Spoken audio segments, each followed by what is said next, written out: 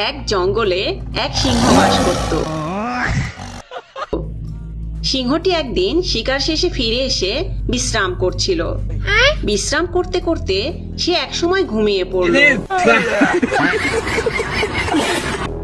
সেই জঙ্গলে একটি ছোট ইঁদুরও বাস করত।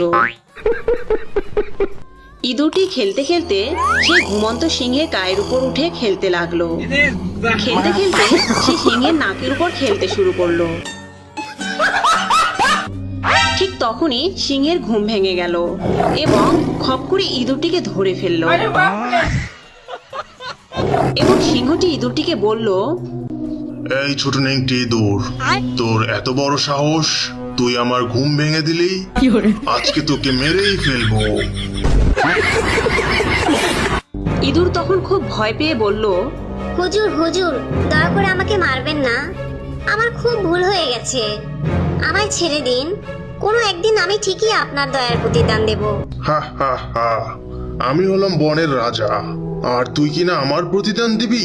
যা, তোকে ছেড়েই দিলাম, দেখি তুই কিভাবে আমার প্রতিদান দিস।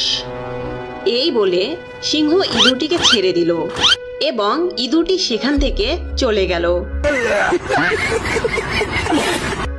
এর কিছুদিন পরে সিংহটি একজন শিকারীর জালের মধ্যে আটকা পড়ল। সে তখন জীবন বাঁচানোর জন্য জোরে জোরে গর্জন করতে আরম্ভ করলো। তার গর্জন শুনে চিনতে পেরে সেই ইঁদুর তখন সিংহের কাছে এসে হাজির হলো।